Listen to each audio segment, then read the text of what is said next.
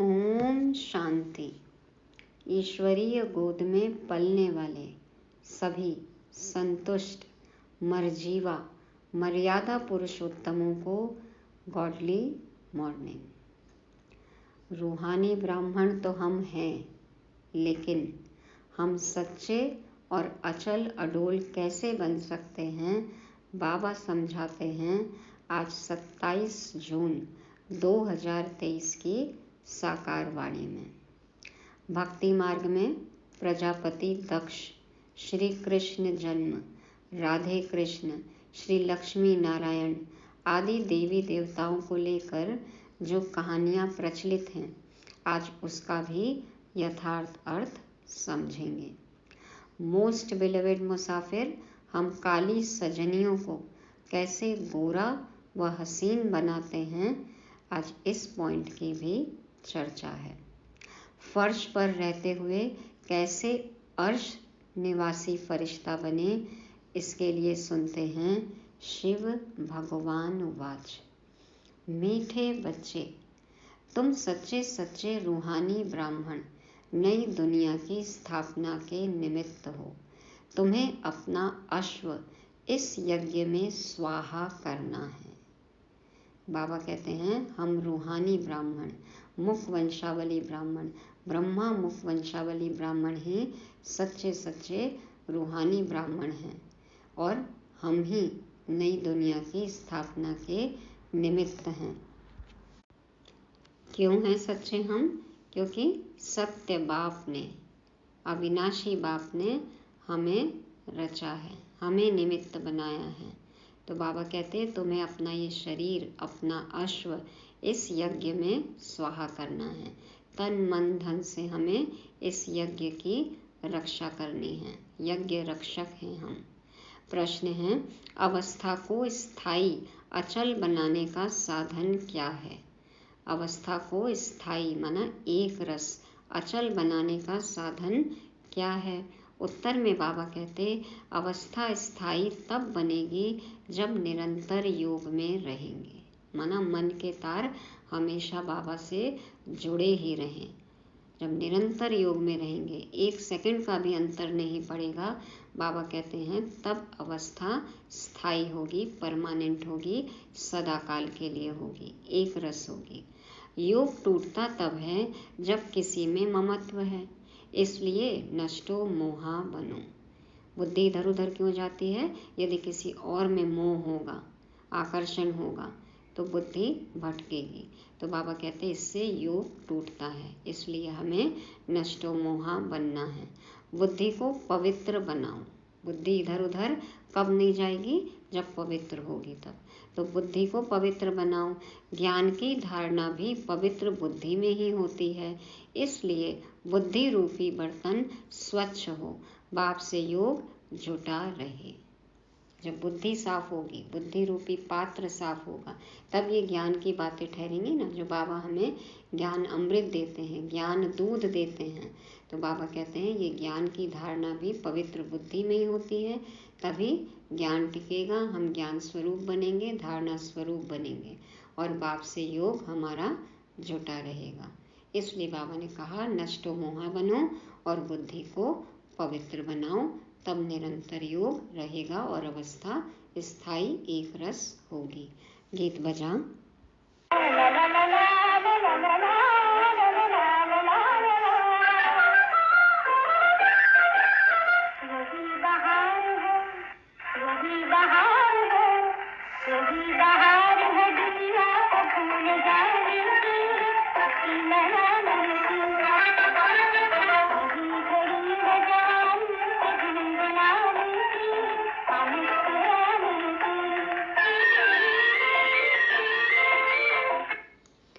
ओम शांति। निराकार शिव भगवान वाच। आकार और साकार को भगवान नहीं कहा जा सकता। अब तुम बच्चे जानते हो हम इस संगम पर बैठे हैं। बाप ने समझाया है इस समय तुमको दैवी संप्रदाय नहीं कह सकते, इस समय तुम ब्राह्मण संप्रदाय हो। ब्राह्मण भी इस समय दो प्रकार के हैं। अब यह है सच्चे ब्राह्मणों का कुल। वह ब्राह्मण लोग यह नहीं जानते कि सच्चे ब्राह्मण मुख वंशावली ब्राह्मण भी हैं, तो उन्हों को भी परिचय देना पड़े। अगर कोई आए तो उनसे पूछना चाहिए। देखो, मुख वंशावली ब्राह्मणों को कितना अभिमान रहता है। बाबा कहते हैं उनको भी बताओ, समझाओ कि सच्चे ब्राह्मण हम हैं, हम भी हैं। वो तो अपने आप को ही सच्चा मानते हैं। तो बाबा कहते हैं उनको परिचय दो, उनसे पूछो।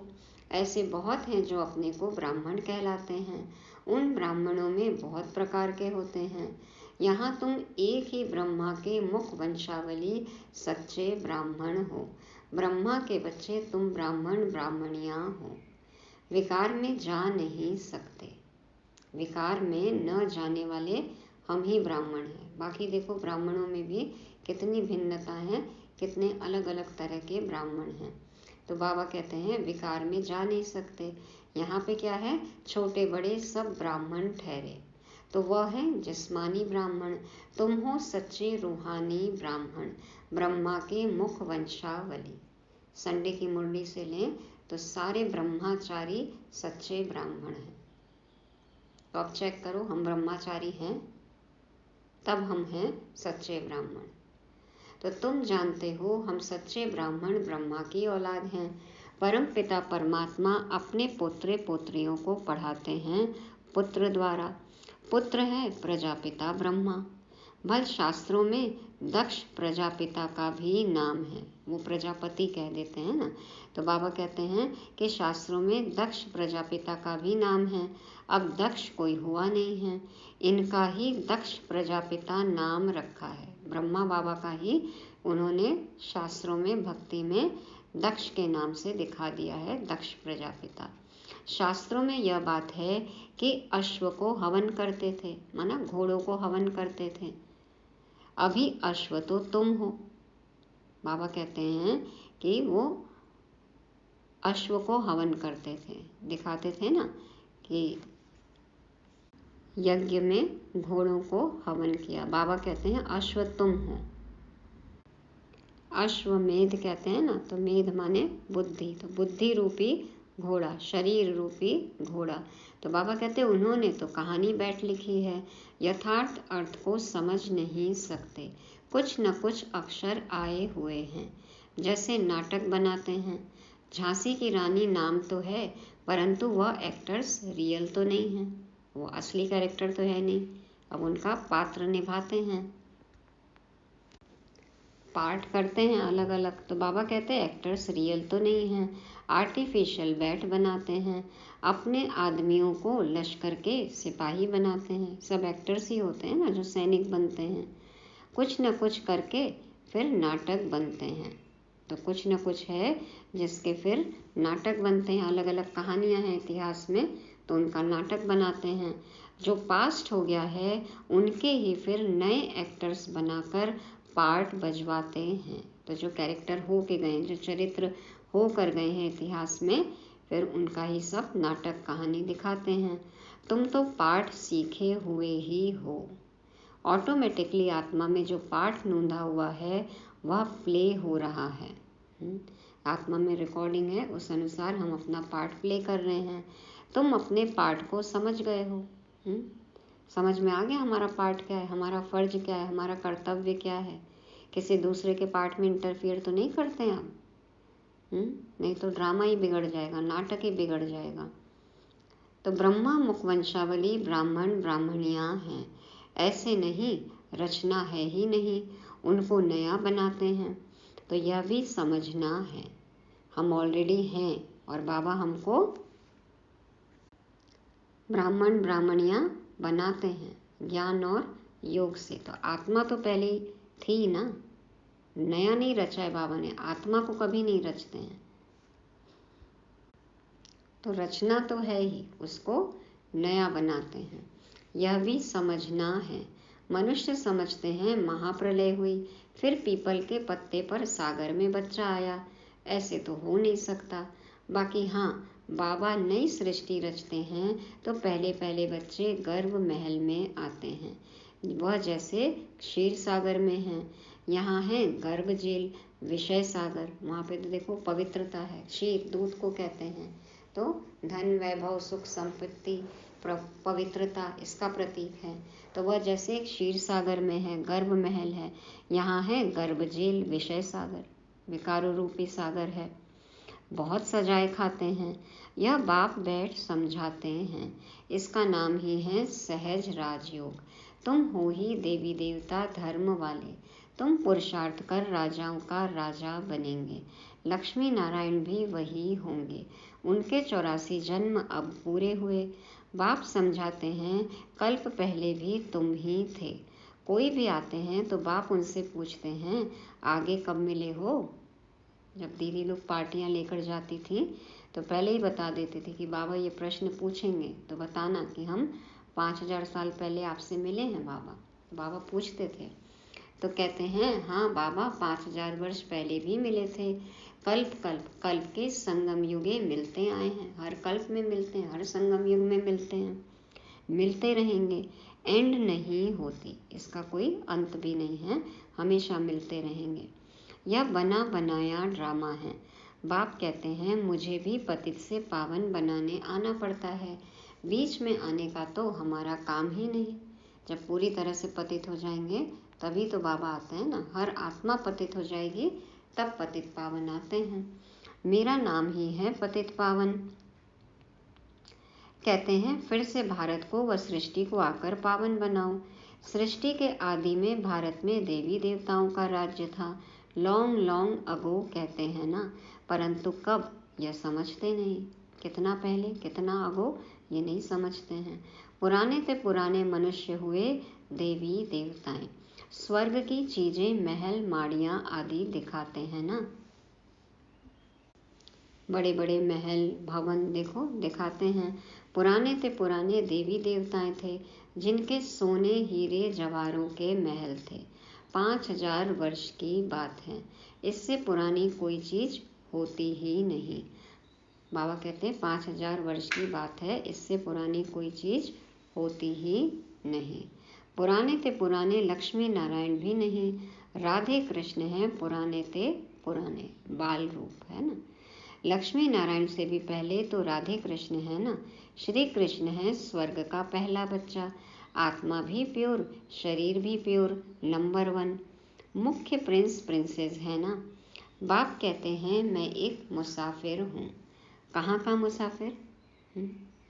बाबा कहाँ के मुसाफिर हैं? तुम जानते हो परम धाम अथवा निर्वाण धाम का मुसाफिर। मुसाफिर तो आत्मा ही है। बाबा मुसाफिर, हम सब भी तो मुसाफिर हैं ना। ये दुनिया क्या है? सराय खाना है। कुछ समय के लिए हम आए हैं, 5000 साल के लिए, और फिर देखो वापस जाना है। आदमी मुसाफिर है, आता है जाता है। तो आत्मा मुसाफिर है, हर आत्मा मुसाफिर है, आती है और अब जाने का समय है। तो मैं आत्मा एवर प्योर हूँ। फिर तुम हो मेरी सजनियाँ, तुम काली हो गई हो। बाबा को काली काली सजनी नहीं पसंद है। अब हम तुम्हारी आत्मा को गोरा बनाते हैं, खाद निकालते हैं। एक मुसाफिर तुम सबको हसीन बनाते हैं। उस समय पिक्चर आई थी एक मुसाफिर एक हसीना, तो देखो बाबा ने उसी पर मुरली चलाई है। एक मुसाफिर तुम सबको हसीन बनाते हैं। कैसा मोस्ट बिलीवेड मुसाफिर है। स्वर्ग में तो नेचुरल शोभा रहती है, कितने खूबसूरत देवताएं हैं। अभी तुम ब्राह्मणों का यह पुराना शरीर है, तुम हसीन से काली बन जाती हो। मैं मुसाफिर तुमको गोरा बनाता हूँ। कैसे बनाएंगे? कैसे बनते हैं हम फेयर एंड लवली? ज्ञान योग से। तो बाबा कहते हैं मैं इस पुरानी काली सजनी में प्रवेश करता हूँ, ब्रह्मा के तन में। इसमें आकर इनको और तुम सभी को गोरा बनाता हूँ। एक मुसाफिर आकर कितनों को हसीन बनाते हैं। मुसाफिर का अर्थ भी तुम समझते हो। मुसाफिर जो परमानेंट नहीं है, कहीं पे ट्रैवलर, आता है जाता है, यात्रा पर है, मेहमान है। तो जब तुम श्रीमत पर चलते रहेंगे तभी हसीन बनेंगे। श्रीमत पर चलेंगे तो हसीन बनेंगे। तुम आत्मा में खाद पड़ने से काले बन गए हो। अब खाद कैसे निकले? मेरे साथ योग लगाने से। योग अग्नि से बाबा कहते हैं खाद भस्म हो जाएगी। उसी योग अग्नि से खाद भस्म हो जाएगी। यथार्थ बातें तुम समझते हो। बाप तुम्हें समझाते बहुत हैं, परंतु तुम भूल जाते हो। क्यों भूल जाते हो? क्योंकि योग ठीक नहीं है। मन के तार कहीं और जुड़ जाते हैं, कनेक्शन और कहीं हो जाता है। हाँ, फिर देखो ब्लास्ट हो जाता है। फिर आते हैं बाबा के पास। तो बाबा कहते हैं कि बाबा तुम्हें बहुत समझाते हैं, लेकिन तुम भूल जाते हो क्योंकि योग ठीक नहीं है। नष्टो मोहा नहीं बने हो। बाप तो एवर प्योर अथवा पवित्रता का सागर है। तुम जानते हो हम आत्मा ही आयरन एजेड बनी हैं, तो जेवर भी झूठा मिला है। इसलिए पहले आत्मा की खाद को निकालना चाहिए। जेवर माना शरीर। सोना ही प्योर नहीं है तो जेवर कैसे अच्छा बनेगा? तो बाबा कहते हैं आत्मा ही अच्छी नहीं है, खाद वाली है, तो शरीर भी देखो कैसा मिला है। तो आत्मा की खाद निकलेगी, फिर कंचन काया मिलेगी हमें।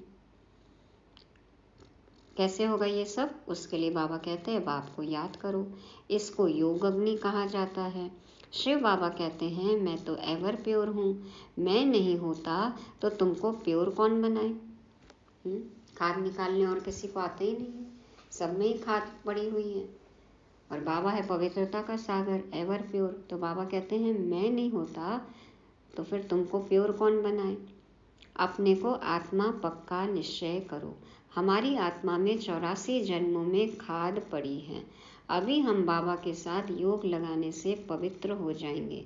कोई विकार नहीं रहेगा। अगर कोई रह गया तो सजा खानी पड़ेगी।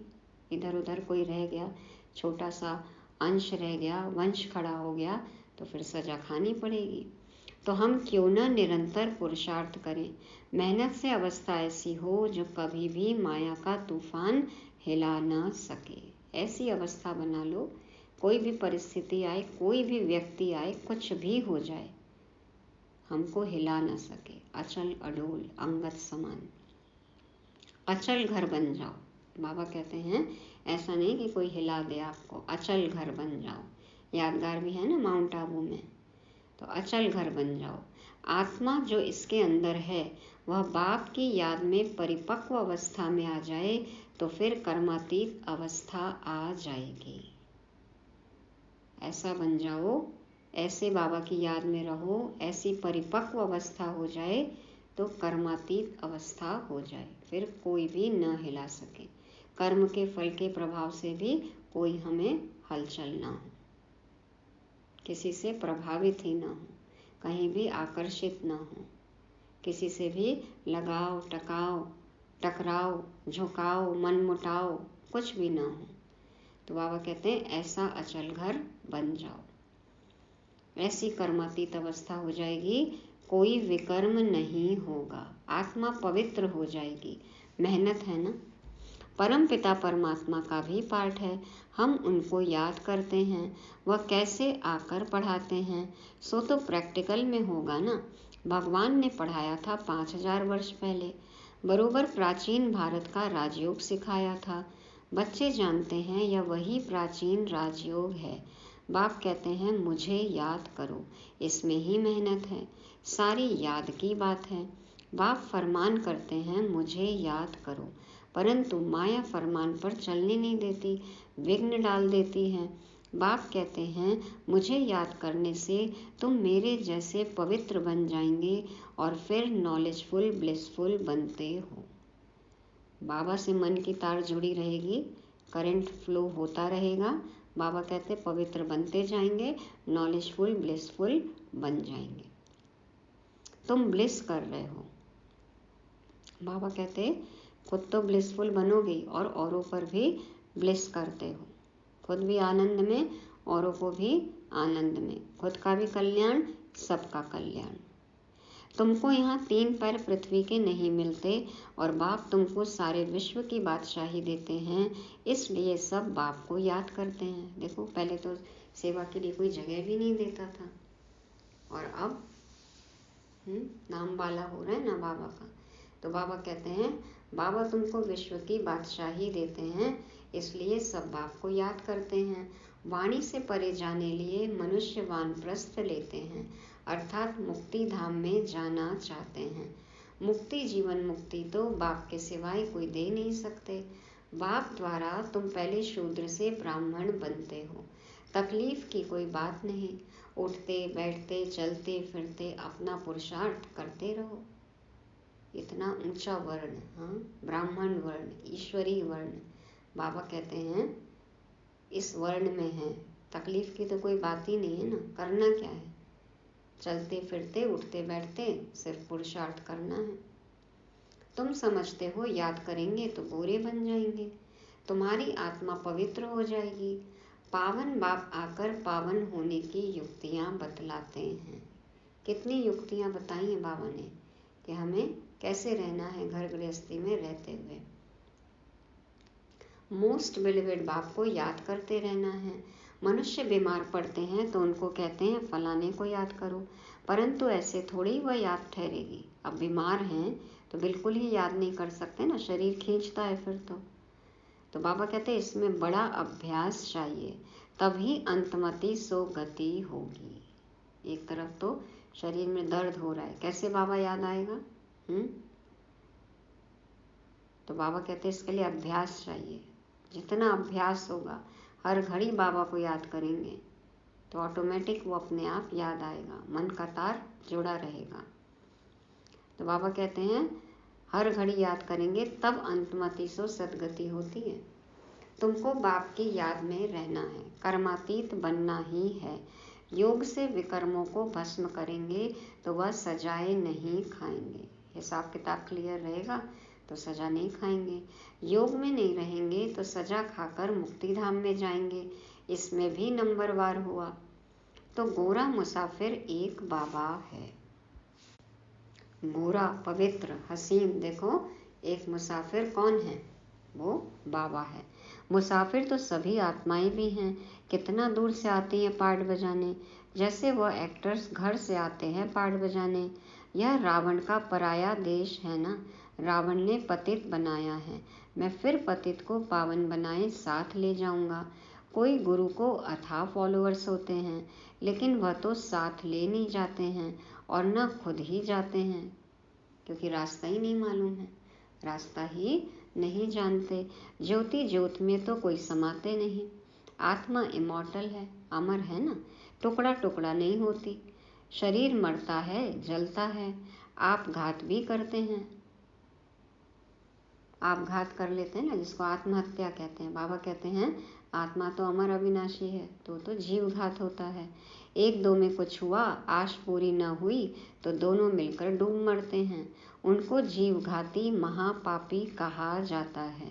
आत्मघाती नहीं, शरीर का विनाश होता है। जीवघाती महापापी कहा जाता है।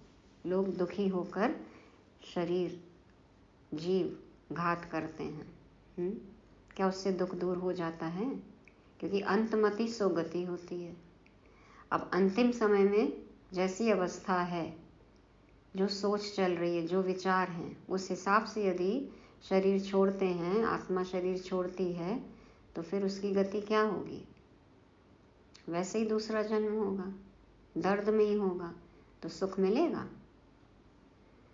तो नहीं है। तो बाबा कहते हैं कि आश पूरी नहीं होती, कुछ होता है एक दो में, लड़ाई झगड़ा होता है, डूब मरते हैं, उनको जीवघाती महापापी कहा जाता है। आत्मघाती नहीं, शरीर का विनाश होता है।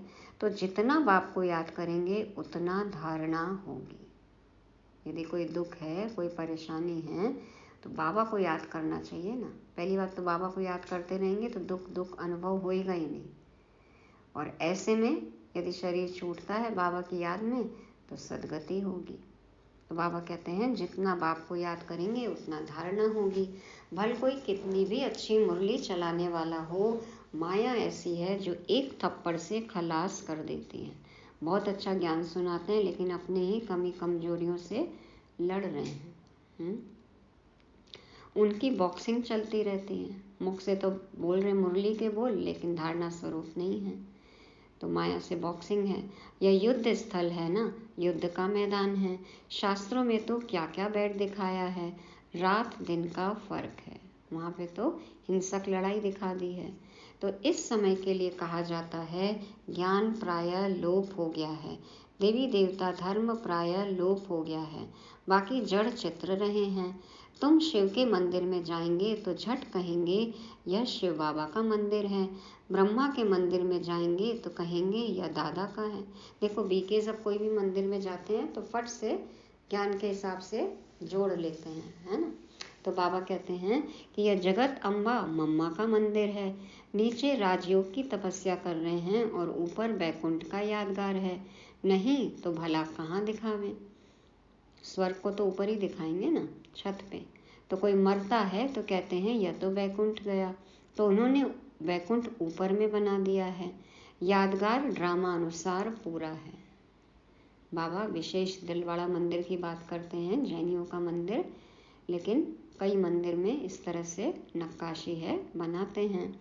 तो बाबा और मम्मा कामधेनु बैठी है, उन्होंने फिर गौ समझ लिया है, सबकी मनोकामनाएं पूर्ण करने वाली गाय कामधेनु। तो गौ को फकीर लोग लेकर निकलते हैं, तो यह है कामधेनु और कपिल देव। कपिल देव पास कामधेनु रहती थी। कहानियाँ तो बहुत हैं, ऐसे साधु सन्यासी दिखाए हैं, उनके पास गाय दिखाई हैं।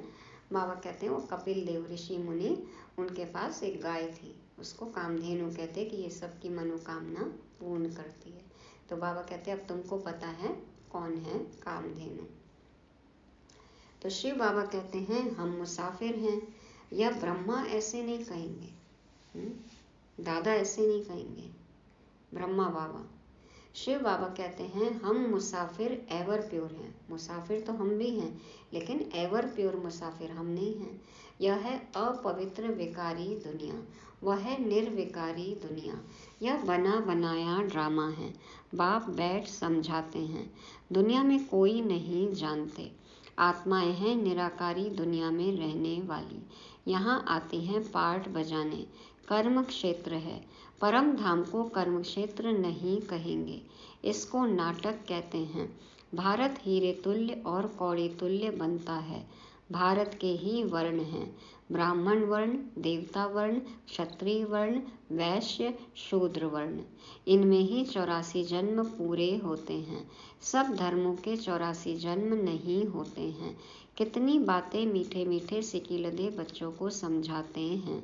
बच्चे जानते हैं, कल्प कल्प पढ़ते आए, पुरुषार्थ अनुसार ही ट्रांसफ़र होंगे। जैसी पढ़ाई करेंगे वैसे नंबर मिलेंगे, वैसा ही पद मिलेगा। जैसे स्कूलों में ट्रांसफ़र होते हैं ना, देखो अलग अलग यूनिवर्सिटी में अप्लाई करते हैं, अपनी अपनी परसेंटेज के हिसाब से एडमिशन होता है। तुम भी नंबरवार जाकर राजाई करते हो। सिर्फ बाप का बन बाप को याद करो। बाप को तो घड़ी घड़ी याद करो, हर पल याद करो, नहीं तो विकर्म विनाश कैसे हो। इतने पाप किए हैं तो विकर्म तो विनाश करनी है ना। घड़ी घड़ी अपने से बातें करनी है, हर घड़ी अपने से बातें करनी है। क्या बात करना है? हम आत्मा तो इमॉर्टल हैं, अमर हैं, अजर अमर अविनाशी हैं। बाबा ने फरमान किया है मुझे याद करो तो विकर्म विनाश होंगे, याद नहीं करेंगे तो विकर्म विनाश नहीं होंगे, पद भी ऊंच नहीं मिलेगा। माना जो मुरली सुनी पढ़ी पॉइंट्स निकाले, उसका बार बार मनन चिंतन करना है, वो है अपने से बात करना, मंथन करना है, चिंतन करना है, मक्खन निकालना है। बाबा कहते कि याद नहीं करेंगे तो विकर्म विनाश नहीं होंगे, पद भी ऊंच नहीं मिलेगा, इसलिए हर घड़ी मुझे याद करो। कैसे याद करो? खुद को आत्मा समझ परमात्मा बाप को याद करो। अच्छा, मीठे मीठे सिकीलदे बच्चों प्रति माता पिता बाप दादा का याद प्यार और गुड मॉर्निंग। रूहानी बाप के रूहानी बच्चों को नमस्ते। हम रूहानी बच्चों के रूहानी बाप दादा को याद प्यार गुड मॉर्निंग और नमस्ते। शुक्रिया बाबा, शुक्रिया। धारणा के लिए मुख्य सार, पहला पॉइंट, योग अग्नि से विकर्मों की खाद भस्म कर गोरा बनना है। पवित्र बन सभी पर पवित्रता की ब्लिस करनी है। ये एहसान करना है, ये कल्याण करना है, पवित्रता की बौछार करनी है, वाइब्रेशन फैलाना है। दूसरा, स्वयं को ऐसा अचल घर बनाना है जो कोई भी विकर्म न हो। याद की मेहनत से अपनी अवस्था परिपक्व बनानी है। वरदान है, स्वयं को अवतरित हुए अवतार समझ सदा ऊंची स्थिति में रहने वाले अर्श निवासी फरिश्ता भव। स्वयं को अवतरित हुए अवतार समझ सदा ऊंची स्थिति में रहने वाले अर्श निवासी फरिश्ता भव। अर्श माना आसमान, फर्श माना जमीन। बाबा समझाते हैं, जैसे बाप अवतरित हुए हैं, ऐसे आप श्रेष्ठ आत्माएं भी ऊपर से नीचे मैसेज देने के लिए अवतरित हुए हो। क्यों आए हैं हम यहाँ? हमारा क्या पार्ट है? हम मैसेंजर हैं, पैगंबर हैं। बाबा कहते हैं, जैसे बाप अवतरित हुए हैं, ऐसे आप श्रेष्ठ आत्माएं भी ऊपर से नीचे मैसेज देने के लिए अवतरित हुए हो। रहने वाले सूक्ष्म वतन व मूल वतन के हो। मम्मा भी देखो कहती थी, जब सेवा है यहाँ पे तो साकार दुनिया में, नहीं तो मम्मा हमेशा ऊपर ही रहती, मानो बुद्धि से सूक्ष्म वतन में, मूल वतन में ही रहती। तो उसी तरह से हमारी भी स्थिति हो कि हम अवतरित हुए हैं, रहने वाले हम सूक्ष्म वतन और मूल वतन के हैं। देह भान रूपी मिट्टी अथवा पृथ्वी पर आपके बुद्धि रूपी पांव नहीं पड़ सकते, इसलिए फरिश्तों के पांव सदा फर्श से ऊपर दिखाते हैं, उड़ता हुआ दिखाते हैं ना। तो बाबा कहते हैं, देह भान रूपी मिट्टी अथवा पृथ्वी पर आपके बुद्धि रूपी पांव नहीं पड़ सकते, माना बुद्धि से यहाँ की बातें नहीं सोचनी है, बुद्धि यहाँ वहाँ न भटके साकारी दुनिया की बातों में, दुनियावी बातों में। तो बाबा कहते हैं, तो आप सब ऊंची स्थिति में स्थित रहने वाले अर्श निवासी अवतरित हुए अवतार हो। इसी स्मृति से उड़ती कला में उड़ते रहो। यहाँ पे भी कुछ काम है तो बस सेवा के निमित्त हैं, बाबा ने अपॉइंट किया है इसलिए कर रहे हैं। और फिर यहाँ से डिटैच हो जाएं, न्यारे हो जाएं, सूक्ष्म वतन और मूल वतन में विचरण करते रहें। बाबा कहते हैं, हमेशा ऊंची स्थिति में रहो। हमेशा याद रखो कि हम आसमान से उतरे हुए फरिश्ते हैं। तो इसी स्मृति से उड़ती कला में उड़ते रहना है। स्लोगन है, स्व परिवर्तन के तीव्र पुरुषार्थी बच्चों को ही बाप के दुआओं की मुबारक मिलती है। स्व परिवर्तन के तीव्र पुरुषार्थी बच्चों को ही बाप के दुआओं की मुबारक मिलती है। जो अपने संस्कार परिवर्तन करते हैं, बाबा की दुआएं उनको ही मिलती हैं। तो ये थी मुरली को रिवाइज करने के लिए पॉइंट है। पहला है, निर्वाण धाम का मुसाफिर। तो निर्वाण धाम में रहने वाला एवर प्योर गोरा मुसाफिर आया है। क्यों आया है? दूसरा पॉइंट है, अचल घर। तो हमें अचल घर बनाने, अचल अडोल बनाने, हमारी स्थिति कभी भी हलचल में न आए, इसलिए हमें अचल घर बना रहे हैं। तीसरा पॉइंट है, कर्म क्षेत्र। ये कर्म क्षेत्र रूपी कुरुक्षेत्र है, यहाँ पे हमें पाठ बजाना है। कैसे पाठ बजाना है? अचल बनकर। कैसे अचल बन सकते हैं? चौथा पॉइंट है, सोचे कि हम अवतार हैं, फरिश्ते हैं, सदा ऊंची स्थिति में उड़ना है। ऐसा करेंगे तो पांचवा, बाप की दुआएं मिलेंगी। यदि इस तरह से हमने अपना संस्कार परिवर्तन कर लिया, हम फरिश्ता स्थिति में हैं, तो हमें बाबा की दुआएं मिलेंगी। तो पहला पॉइंट, निर्वाण धाम का मुसाफिर। दूसरा, अचल घर। तीसरा, कर्म क्षेत्र। चौथा, अवतार। और पांचवा, बाप की दुआएं। ओम शांति।